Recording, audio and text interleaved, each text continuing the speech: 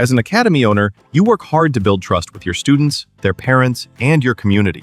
But trust isn't something you claim, it's something you prove and earn. That's where Academy Safe comes in. We help academies like yours stand out with verified safety standards. Background checks for all staff, U.S. Center for Safe Sports certification, concussion training, defibrillators on site, CPR, first aid, and AED certification, security cameras, rank and lineage checks, and verification of business insurance. Join the trusted martial arts registry that's redefining safety throughout North America. Lead by example. Show parents you're accredited with Academy Safe.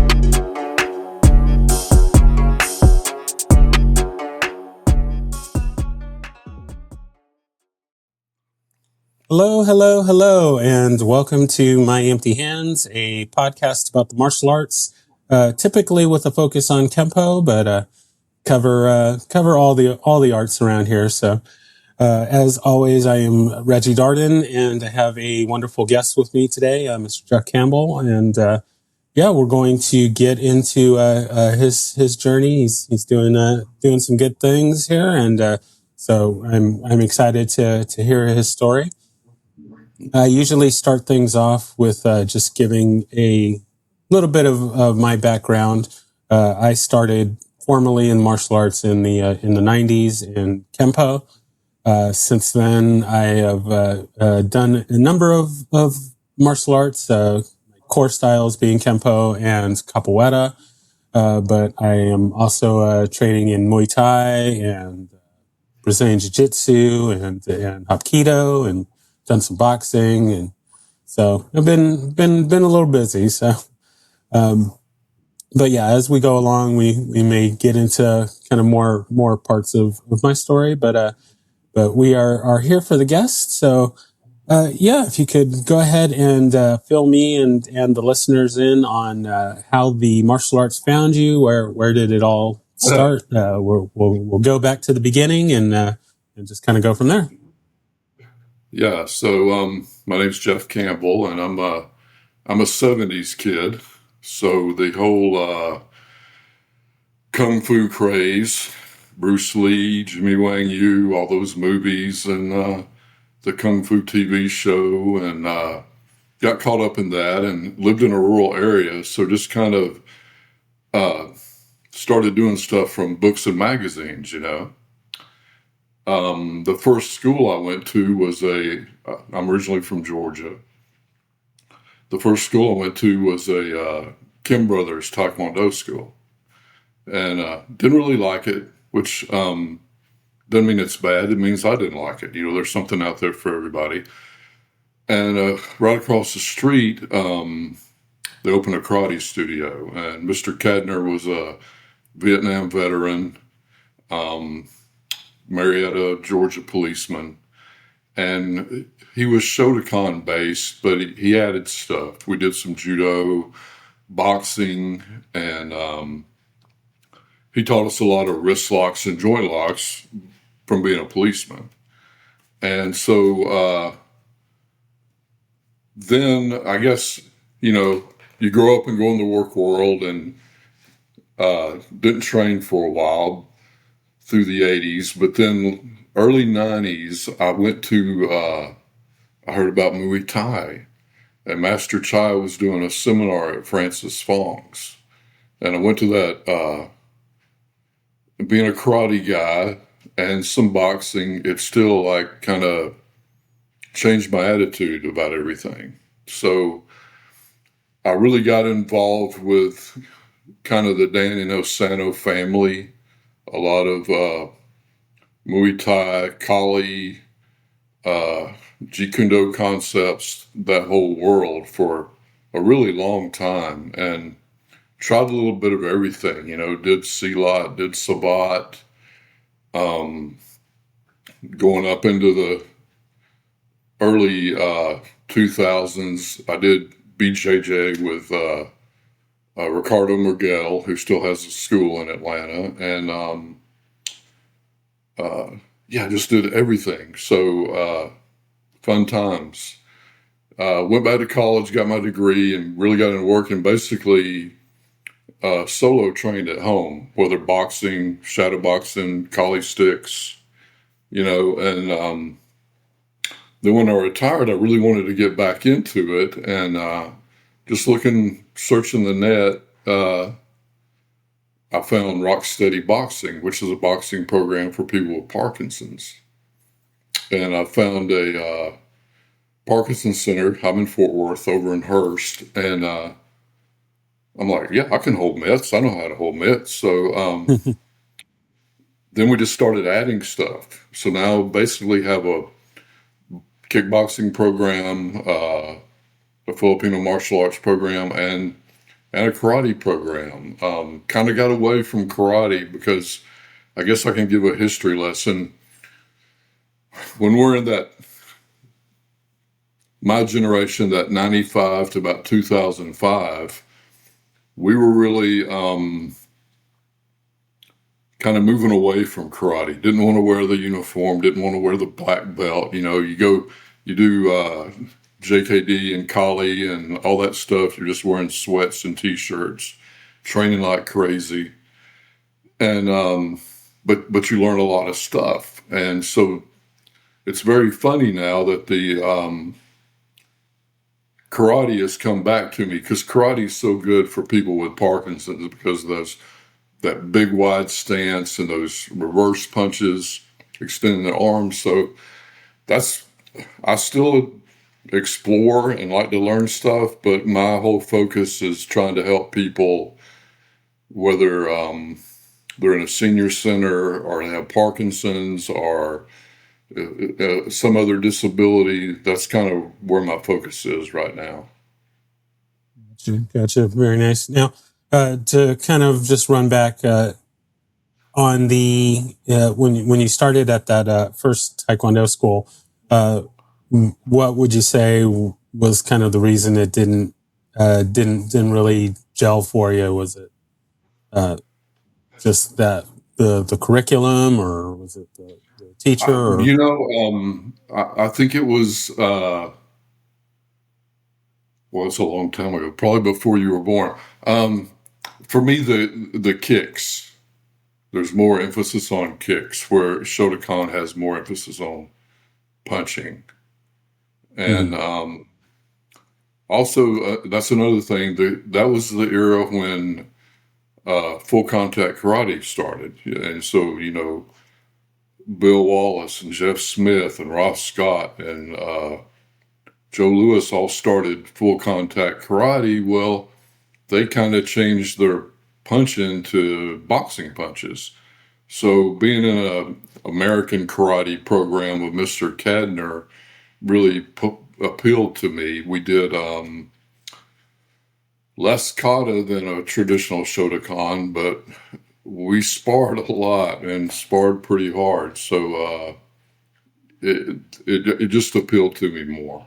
And like I said, it's not whether it's right or wrong. I mean, people are different. I mean, our body types are different, and I think that's, you gotta go your own way, and what appeals to you and what works for you and your body type. Exactly.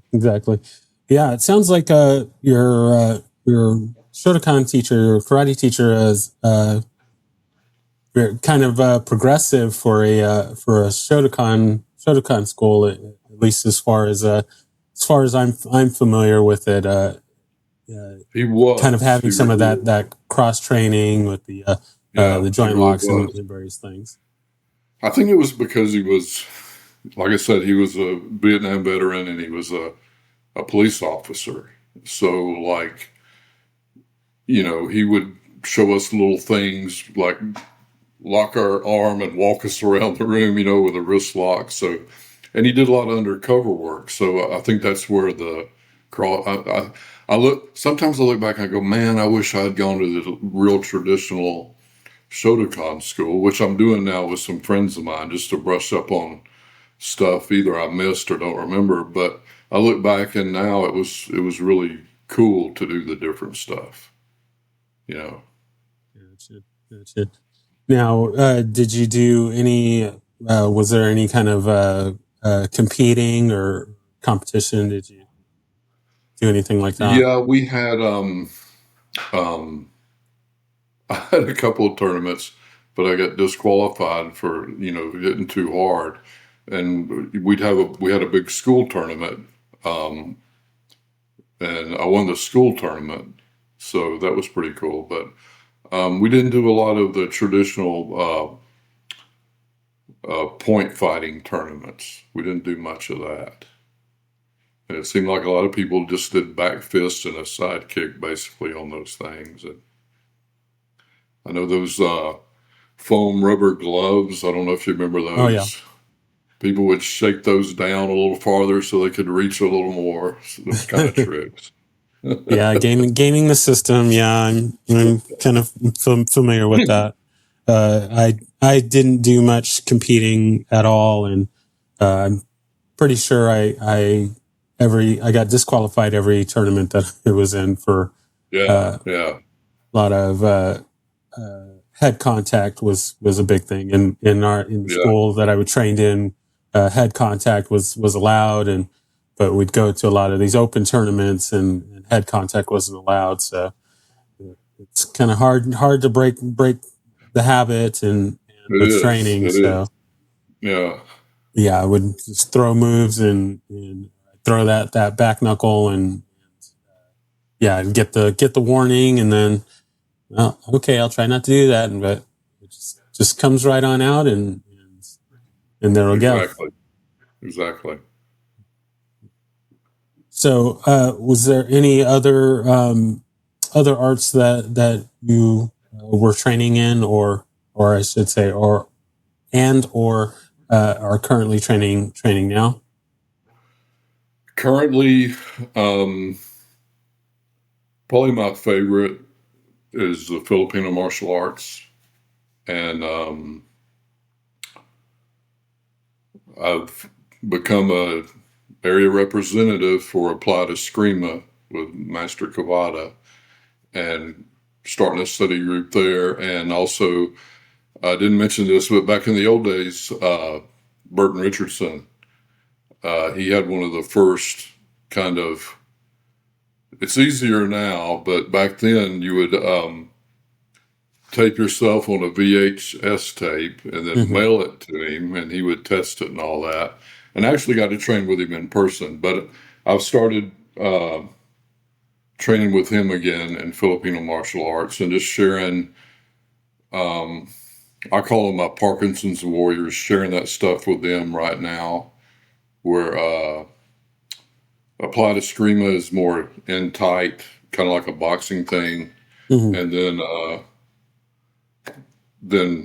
Burton stuff, which comes from Guru Dan, is more what they call Largamano long range, where you're a little further apart. So those are my favorites, and I also uh, made some new friends at Appalachian Karate Online. I'll give them a plug.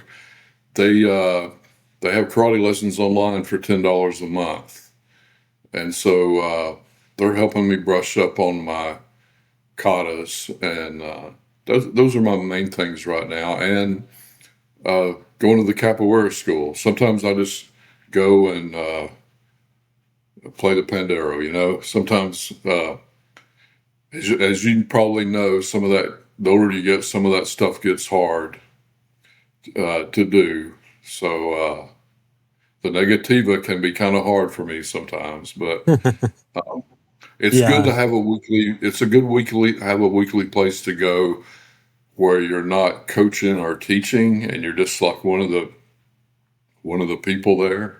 yeah, it's It kind of keeps you good to humble, and it's just be a student and uh, yeah. So you're not thinking about oh, what am I going to teach today, or what am I? Because the thing with people with Parkinson's, you got to meet them where they are. Some people Um, they can only do like a couple of punches. Some people can kick. Some people can't handle the stick. Some people, you don't want to hand them a stick because it may go flying. So you've got people where the disease is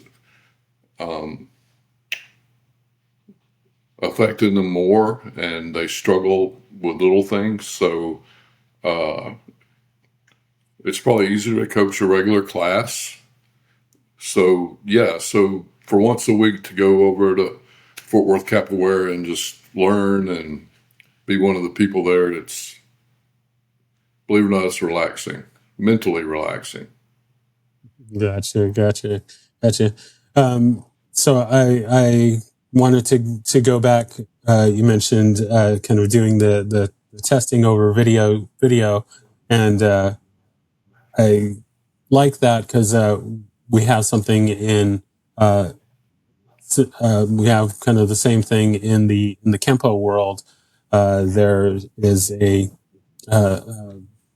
very well known the OG instructors that would do testing by videotape, well before the internet days and all of that, and really ahead of his time. And a Yeah, lot of the community was really like, oh, you can't, you can't test and you can't learn and stuff over the videotape. But he proved that you very well can, and works quite well. And uh, fast forwarding to the times of the COVID shutdown and doing everything on Zoom, he was uh, decades before all of that kind of learning and testing, and he yeah, proved that could be done, and it works quite well. So it's nice to hear and hear of other teachers that were making that work before we kind of all had to be forced into it. So yeah, um, exactly, exactly. I like that. I like that. Um, so I wanted to. How did since we're both capoeira people? How did you get hooked up with the capoeira side, and where did that start for you? That probably, I think I was still living in Collin County and I would drive over here for the community days, Mm-hmm. and which I think then they were once a month.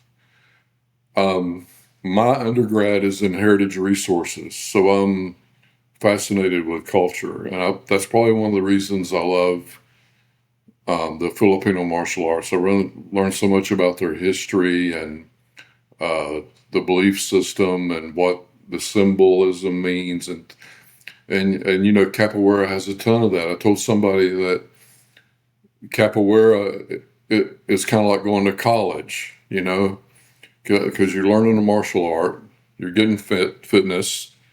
Um, Makulele, you learn to dance, you're learning a foreign language, you're learning history, social studies. You got a lot in there, and so there's a lot to.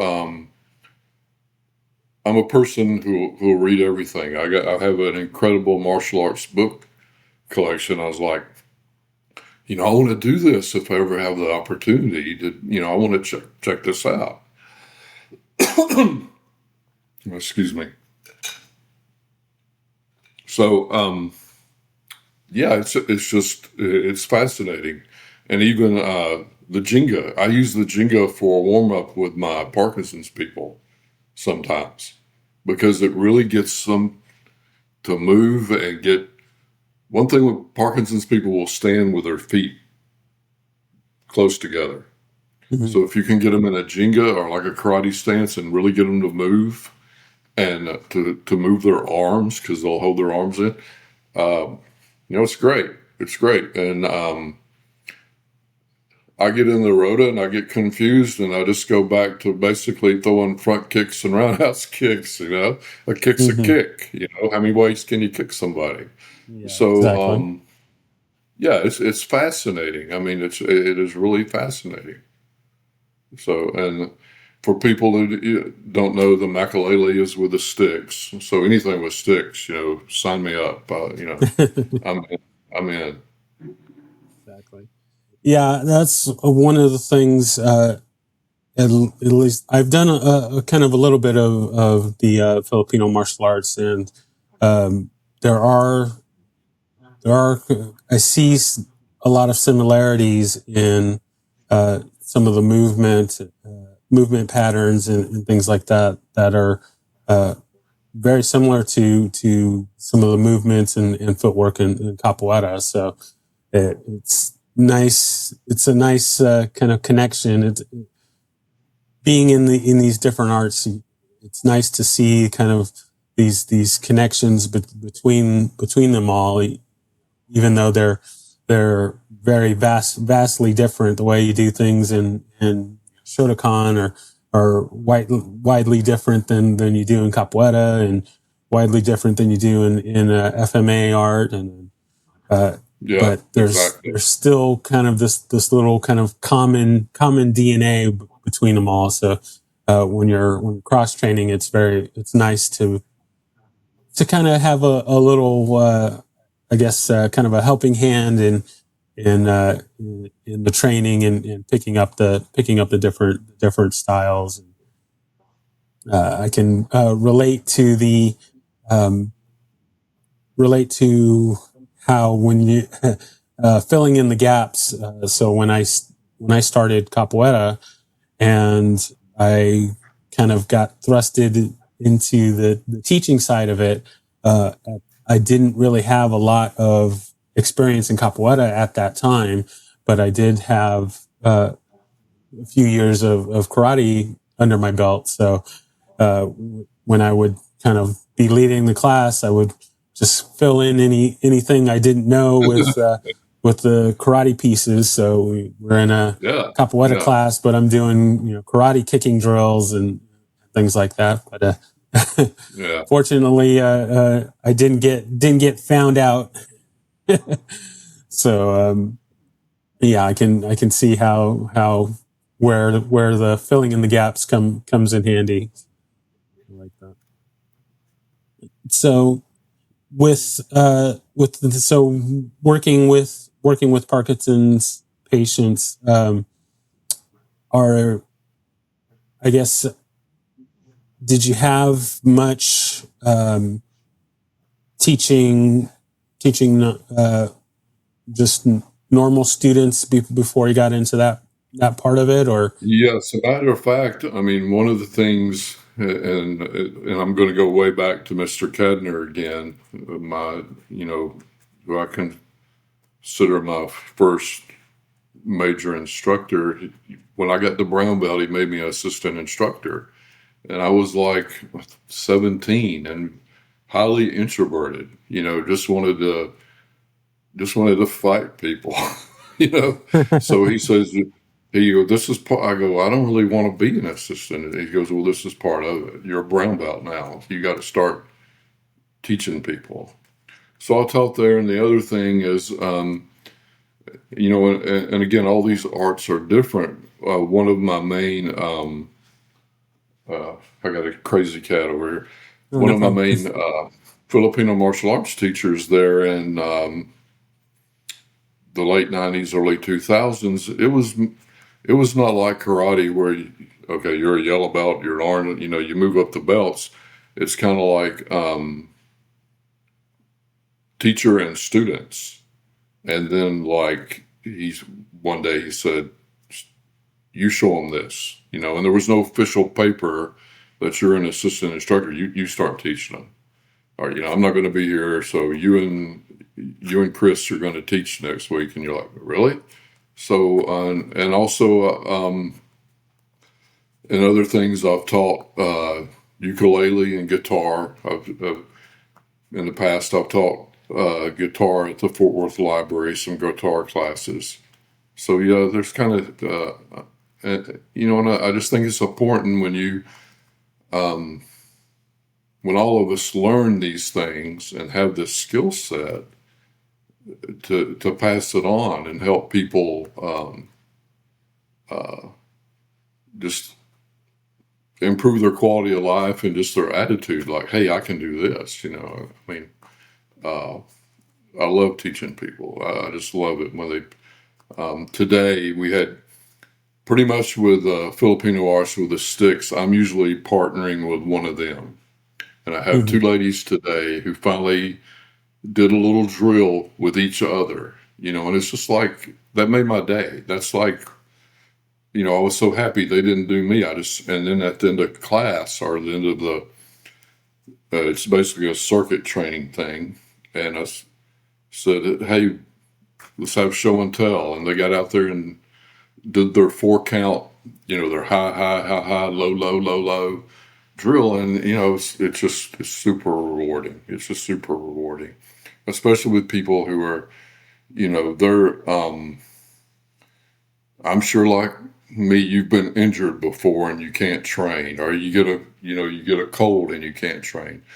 Well, these people have had something taken away from them, and for them to break out of it and be able to move around, and it's just super rewarding. I told people talk about,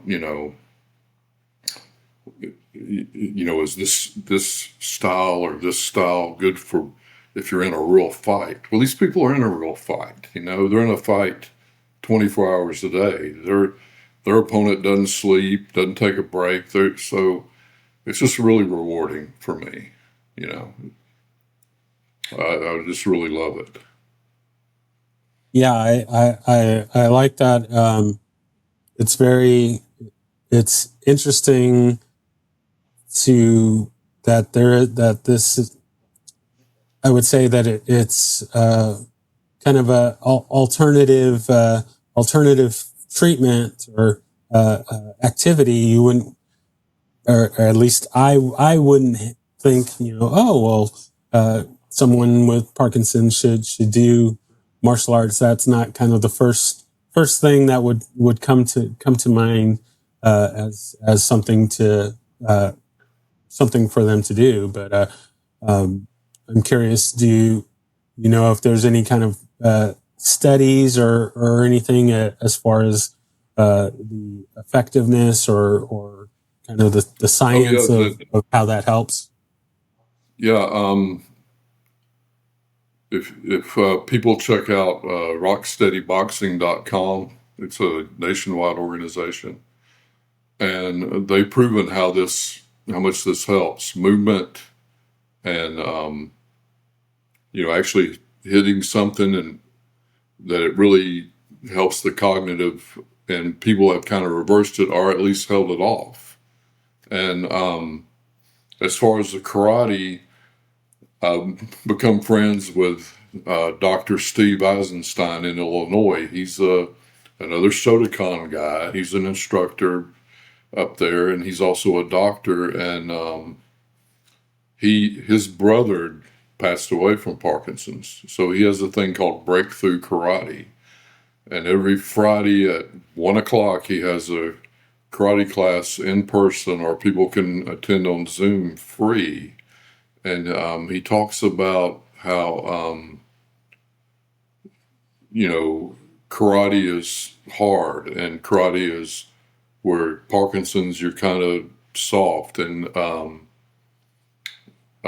we've had some great talks, and usually I attend his Friday Zoom at 1 just to take notes and learn a little bit more about what he's doing. So he's proven his work. As far as the Filipino thing, I just got to thinking about, I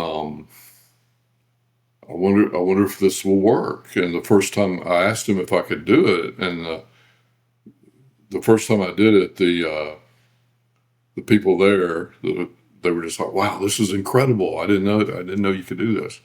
So we're just doing more and more and more of that. And so we will have like Filipino Martial Arts Day, or we'll have like Karate Day. But usually what I do, and one thing I forgot, like you, I've done a bunch of stuff, was Wing Chun. And Wing Chun, I kind of like, did that. Okay, that was fun. Francis Fong, I don't know if you heard of him in Atlanta. Oh, He's yes. just a great guy. I have one of his books. It's a great book, but I had one gentleman that really had uh, a lot of problems even punching a mitt. So what we started doing is, and I'm going to forget which one's which, but we started doing lop sao and pak sao, and just started Hmm. doing that so he could start moving his arms and getting in a rhythm. And we actually asked. I said, "Can you close your eyes and do it?" And he closed his eyes, and I would just punch at him, and he would, And so you just use everything you know to help these people where they are. I can't. I've got a couple of people who are we're doing Muay Thai. They're doing knees, throwing their kicks, their elbows, their punches, but you can't expect that of everybody. So again, you just kind of meet people where they are. And the other thing is, I got my USA Boxing certification, and USA Boxing, their website gives you a lot of cool drills. They have a lean back drill where you stand and just try to touch the other person's shoulder and they lean back and all that. That's a great drill for people with Parkinson's. So, yeah. So, yeah, I try to give them everything I know. And it's even one thing I want to put in is from jujitsu or break falls, or like standing in base for the ones who can do it. But definitely, I want to do forward and backward and side break falls because they fall a lot. They're not necessarily going to get in a fight, but they can walk out of the car and fall. So we want to start working on break falls too. So I think you can look at these different arts and say, well, let's do this. This is really going to help, or let's do this. So that's kind of my attitude with it. I like that. I'm a huge fan and cheerleader for learning falling. Uh, it is so important for everyone.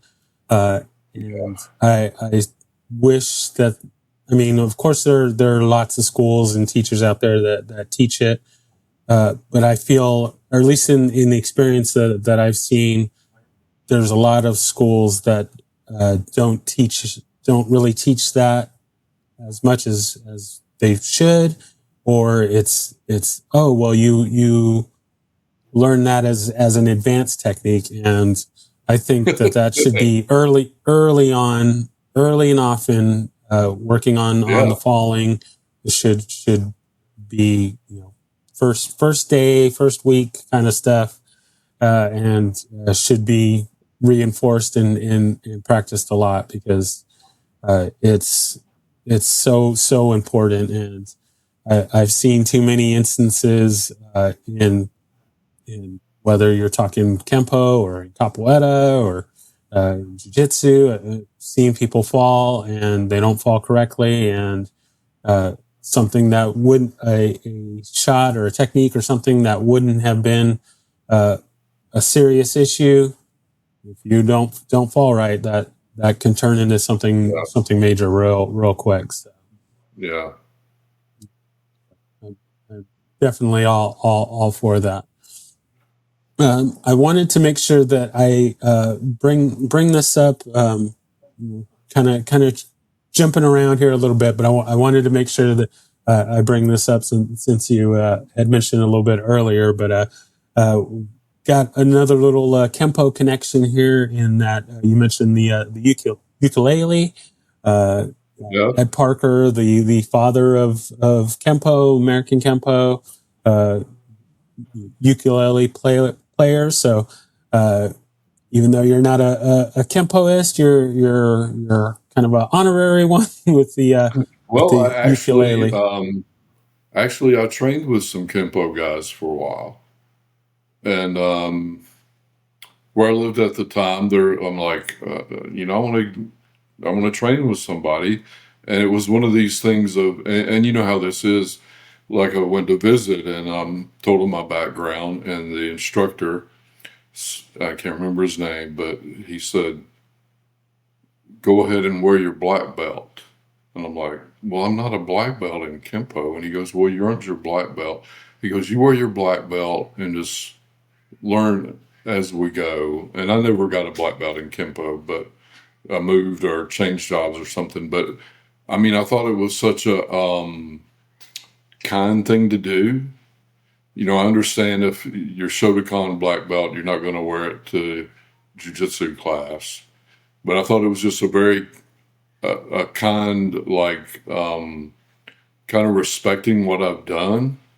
And he said, "You just wear your black belt and learn as you go. And, we'll take you up through everything, but we're not going to put a white belt on you or anything like that. You earned it." So, yeah, it was a very kind thing. So I got a soft spot for the Kempo guys because of that. Very nice, very nice. So with learning I'm not much of a instrument instrument player. I can play a tune or two on had a keyboard as a kid, and I could play a little tune here and there. But so learning the ukulele kind of is that a difficult thing to do, or No, it's not really that hard.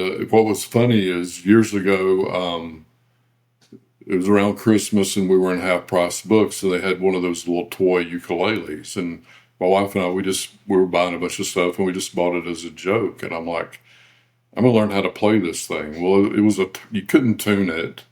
So I bought a real one, and there's a lot of ukulele groups around DFW, Dallas Ukulele Headquarters, and quite a few other groups. And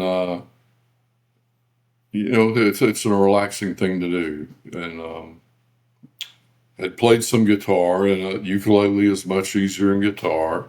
oh, 4 strings are easier than 6 strings, but yeah, it's a relaxing thing to do. yeah, that's good to know. As if I don't have enough to do already, I'll have to look into that, because I would like to learn an instrument and get tap into that music side a little bit more. Maybe it Yeah, will get a help with my ukulele. capoeira side, Yeah, playing the yeah. instruments in capoeira. Uh, I need a little more music practice. So maybe taking up the ukulele will help with Yeah, like I've seen your Instagram. Like you need one more thing to do. that. Well, it's hard with just there's so many things out there that it's just the It martial is. It arts is. and are just so exciting, and there's so much to learn, and of course you'll never learn it all in one lifetime, but it's like being at this great great buffet of just That's all the true. Yeah, best foods. You just want to fill up your plate with everything, and with that's one me. thing. I back in Atlanta, and like I want to say this was from 99, 98 to 2002. There was a place called Obaki Fight School. And Obaki's real name was Tim Catalfo. He was a college wrestler at Syracuse University. And he missed out on the Olympics because of the 1980 boycott. I think that was 1980 when it was in Russia. But anyway, he opened this Obaki Fight School, and it was like 2 stories with all these rooms. And he taught like in American submission wrestling. He fought MMA a few times, but at that place I did Muay Thai, Filipino martial arts, BJJ, submission wrestling, fencing, Oh, nice. Silat, Savat, and it was just like and I don't even remember what our membership fee was, but it was like you'd go down the hall and you had these glass walls you could look in, and you're like, hey, I'm going to go in this class. So yeah, it was just like, and it didn't last. I look back and think, financially this couldn't have worked, but kickboxing did that too. Kind of like the American kickboxing, the PKA. But yeah, it was just so wonderful. You could just try all these different things, and he'd have these guys come in and do different seminars and stuff. And it was just, yeah, it's like, yeah, I love learning all kind of different things. It's like uh, Elliot Green, who's over in Wiley, he teaches Kali Illustrissimo, which is a Filipino style, and I've got to train with him a couple of times. So that's another thing I'm a big advocate for. If you know somebody and you want to learn from them, just go meet in a park. Say, hey, show me that, that thing. So I'm with you. It's just fun to learn, and I love the history and the culture behind the different arts. So yeah, it's just a lot of fun. Yeah. That's definitely the thing to go seek out wherever something is available, and you don't have to have this nice big brick and mortar school. You can just if you've got some connect with like-minded folks. Yeah, just get out to the park, or get in somebody's garage, or wherever you can get in and get some training in. That's I'm all for that. Yeah, I like that.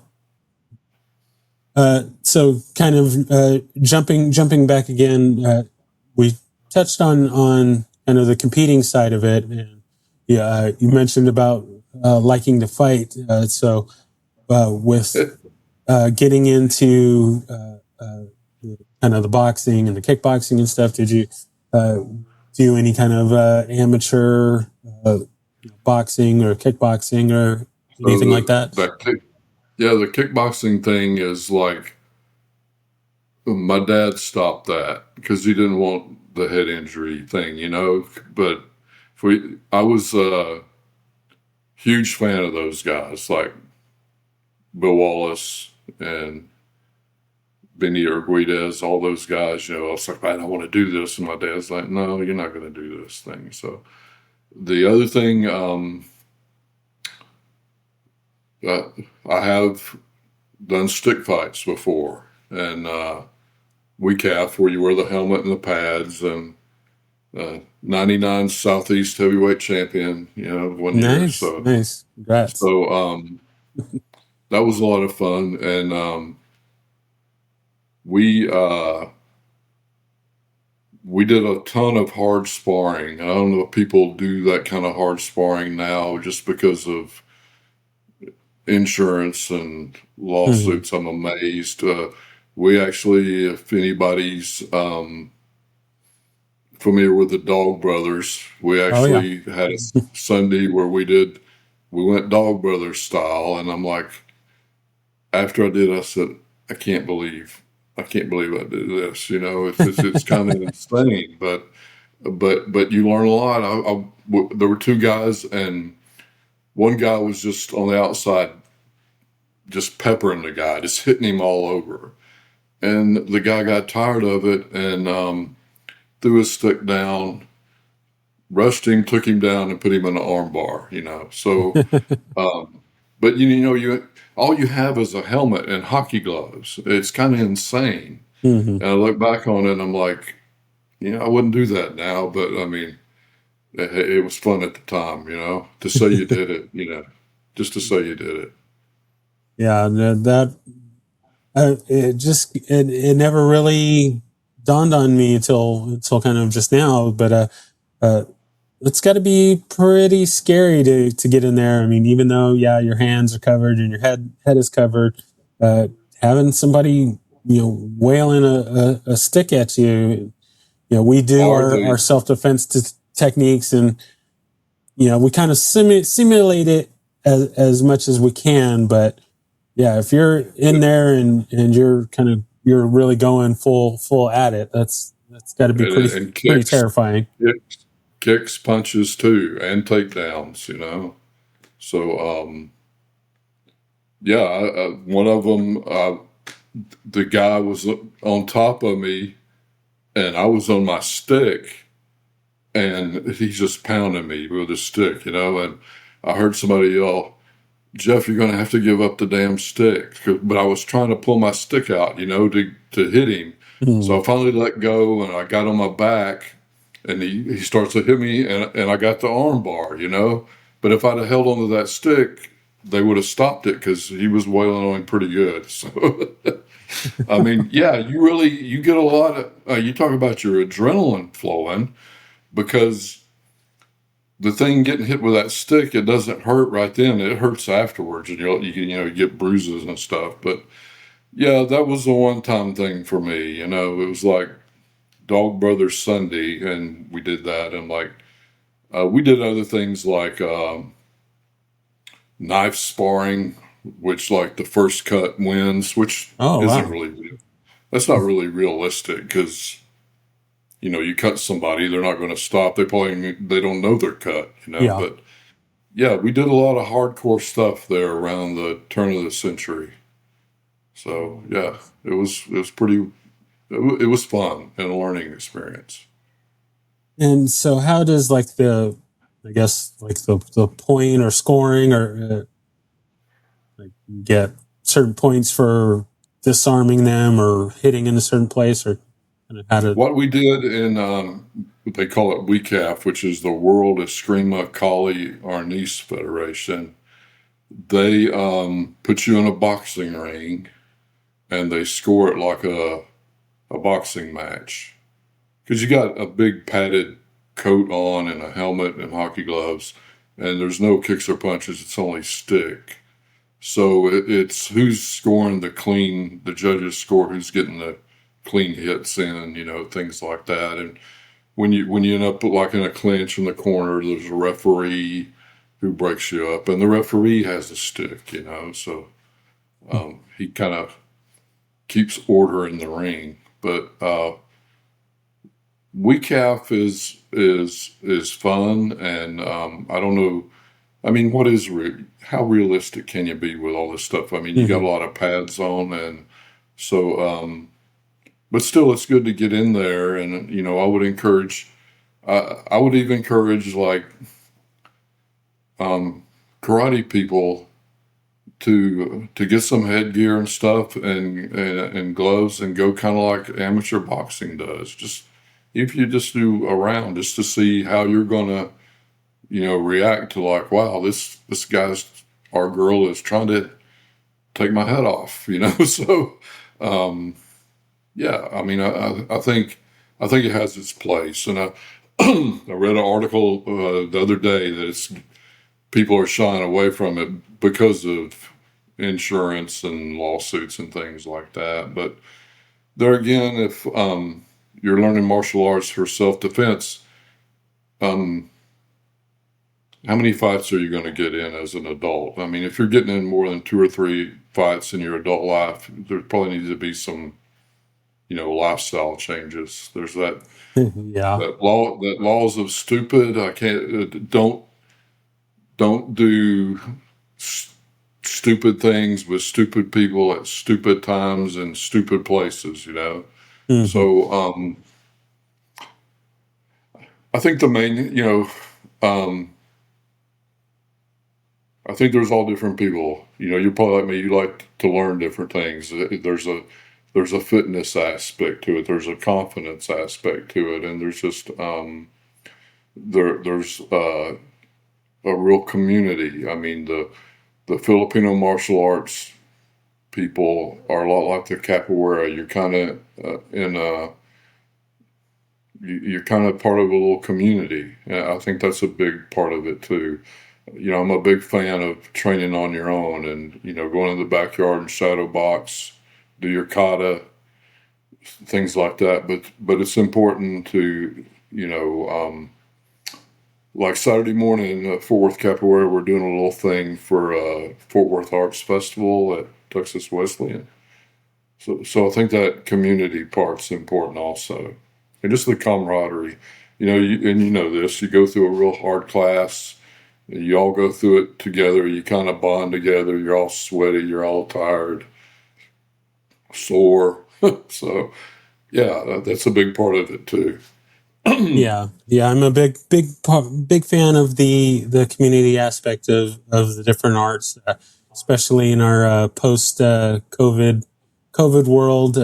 Definitely need things to bring us together and connect us together. And Yeah. yeah, sweating on the And mat, sweating in the gyms and stuff is a great way to connect and get that connection back with each other. So yeah, exactly. I like it. All right, so we're going to move into our lightning round here. I got a few Oh, the questions to lightning throw at round. you as we head towards wrapping up. The first question is going to be: do you have a favorite technique? Favorite technique? Um, wow. I have a lot of favorite techniques. And you don't have to limit it to just one. If you want to give the top 3 or 4 or 5, or As much as with a stick, it's that forward diagonal whack. Also a big fan of Muay Thai, getting the clinch and throwing the knee. I oh, love nice, love the knees. very nice. Um, and the old jab cross from boxing. Hard to Tried beat and true. Tried and the true. old Yeah, 1-2, the old one. So that would be my three. I like it. Those are great. Those are great. I like it.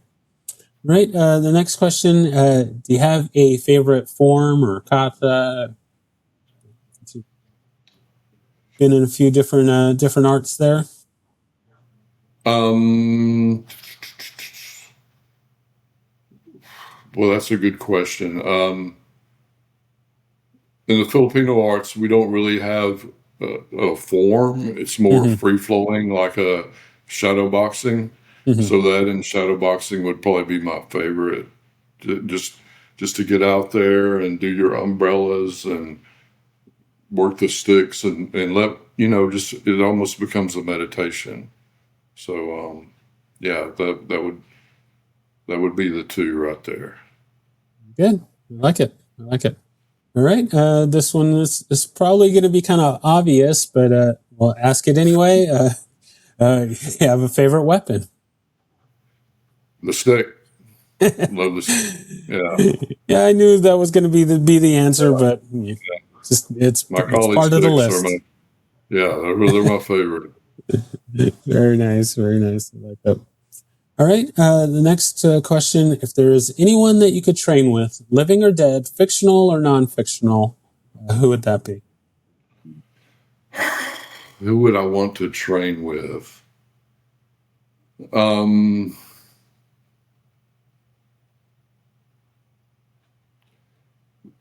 when I was a kid, I don't know why, but I was a huge Joe Frazier fan. Oh, So nice. although that he would probably destroy me, um, yeah, I'm going to say Smoking Joe. Yeah, Yeah, one of the greats. No, I would be happy to get beat up by. Well, yeah, I probably easy to say that because I'm not getting beat up by. exactly, exactly. But yeah, you learn more from the losses than you do from the wins. Yeah. I like that. That's a good one.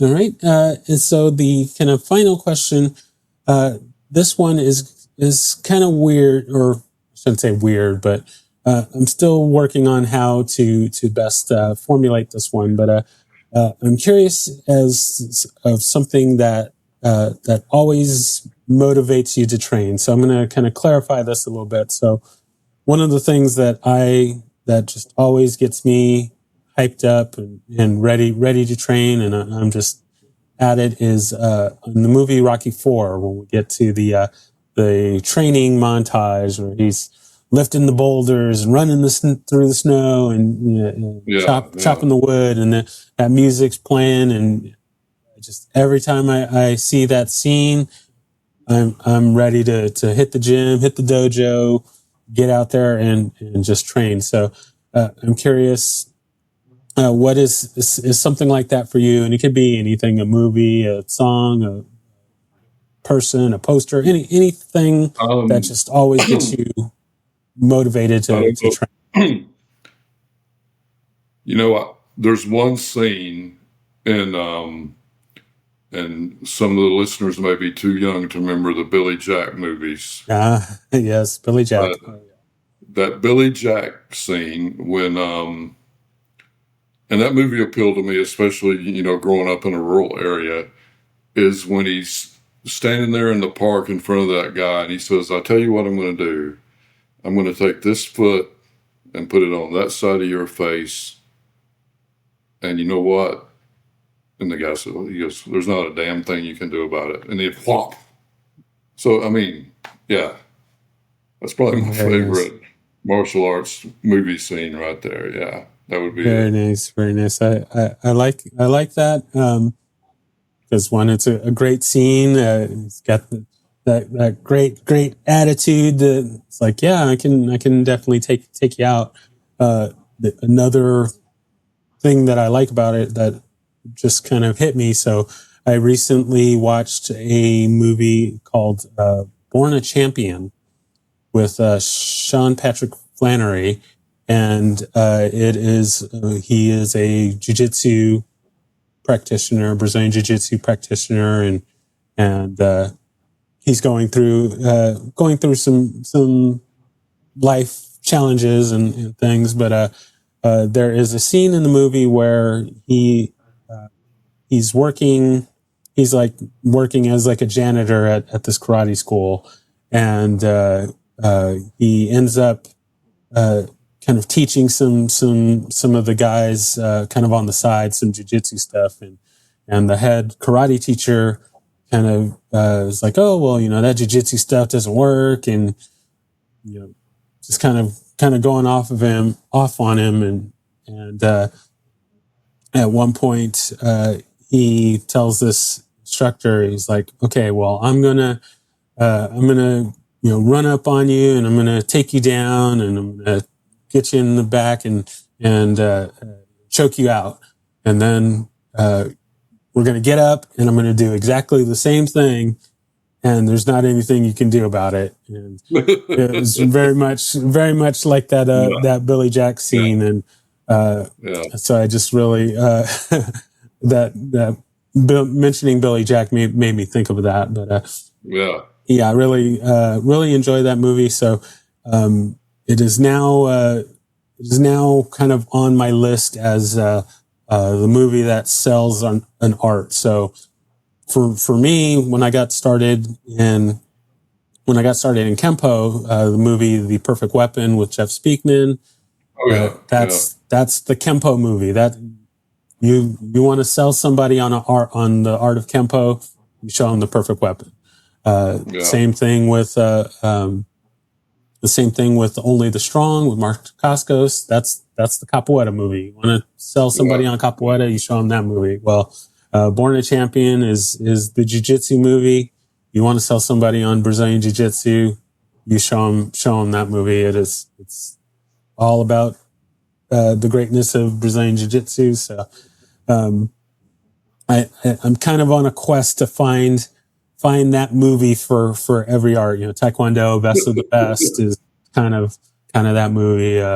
Krav Maga, maybe Taken is probably kind of one of those movies. So, need to kind of figure out that movie for every art, and yeah. maybe make a playlist or something for that. So I like that. All right, so we are now at our time for shameless self promotion. So you can plug anything you like, or if there's anything that you wanted to get out there that we hadn't covered, Oh well, I'll you give. have the time. Like I said, I'm working my karate with Appalachian Karate online, and they have karate lessons for $10 a month. Hard to beat. It's a Shotokan system. I'm the area rep here if people want to train for a Plata Eskrima. which is a Filipino martial art. And I do most of my coaching at the Big Heart Center for Parkinson's Wellness over in the mid-cities. So that's kind of my three big things right there. Very nice, very nice. And I'll make sure to get links from you to post in the show notes there for all of that. Okay. Yeah, anybody can reach out and get involved with that. So, yeah, I thank you so much for taking the time to Oh, and I share got your to give story. one Oh, go for ahead. Fort Worth Capoeira. Come be a part of a community that's uplifting and encouraging, and everybody's welcome, and you'll be part of the family. So yeah, Fort Worth Capoeira, check them out. Very nice. Yeah, I will second that. I need to work on getting Professor Borboleta on the show as well. But Yeah, exactly. we will definitely reach out to her and see if we can get her on. But yeah, I thank you so much for taking the time to tell me your story, and we'll definitely have to do this at another time and get a little more deep into the topics and stuff. But yeah, I just thank you so much for sharing your story, and can't wait to get this out for everyone to hear. All right. Thanks for having me. We'll do it again soon. All right, sounds good. Thank you so much. Thanks.